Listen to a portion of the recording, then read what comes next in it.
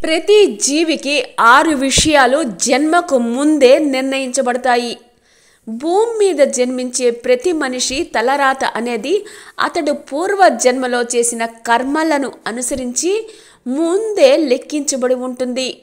ఒక వ్యక్తి గర్భంలోకి ప్రవేశించటం దగ్గర నుంచి అతడు మరణించే వరకు ప్రతి దాని వెనుక కర్మఫలం అనేది ఖచ్చితంగా ఉండి తీరుతుంది.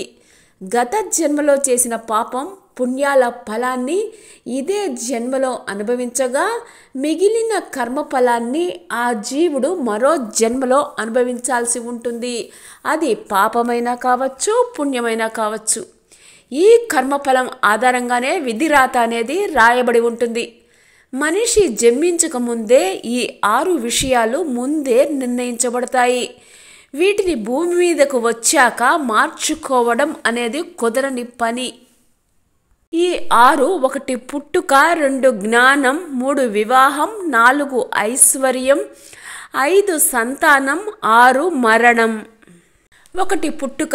మానవుని జన్మ ఎక్కడ ఏ విధంగా జరగాలి, ఎవరి కడుపున ఎలా పుట్టాలి అనేది గర్భంలోనికి ప్రవేశించక ముందే నిర్ణయించబడి ఉంటుంది.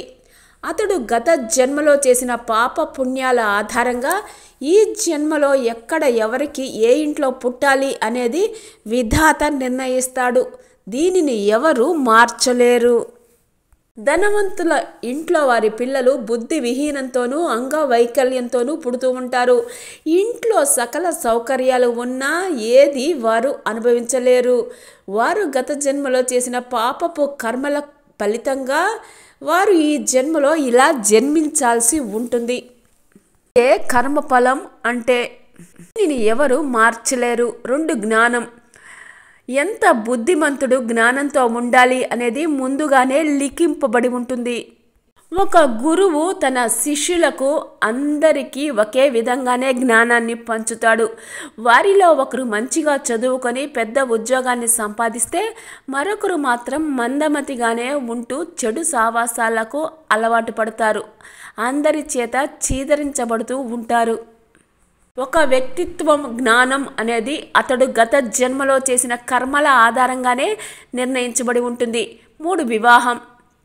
వివాహం ఎప్పుడు ఎలా ఎవరితో జరగాలి అనేది విధాత ముందుగానే నిర్ణయిస్తాడు. అతడి తలరాత ఆధారంగానే ఎటువంటి జీవిత భాగస్వామి అతడి జీవితంలోకి రావాలి ముందుగానే నిర్ణయిస్తారు. దీనిని ఎవరు మార్చలేరు. 4 ఐశ్వర్యం.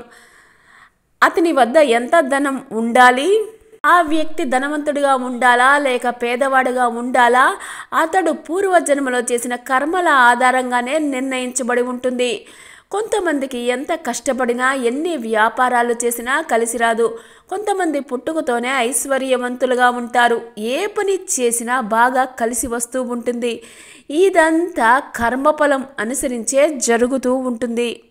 5 సంతానం. ఇక 5వది సంతానం. ఒక వ్యక్తికి ఎంతమంది సంతానం కలగాలి, ఆ సంతానం ఎటువంటి వారే ఉండాలి అనేది వాళ్ళ పాప పుణ్యాలను బట్టి నిర్ణయించబడి ఉంటుంది.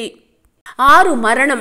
ఇక 6వది మానవుడు మరణం అనేది ఎప్పుడు ఎలా ఏ విధంగా సంభవిస్తుంది అనే విషయం ముందుగానే నిర్ణయించబడి ఉంటుంది.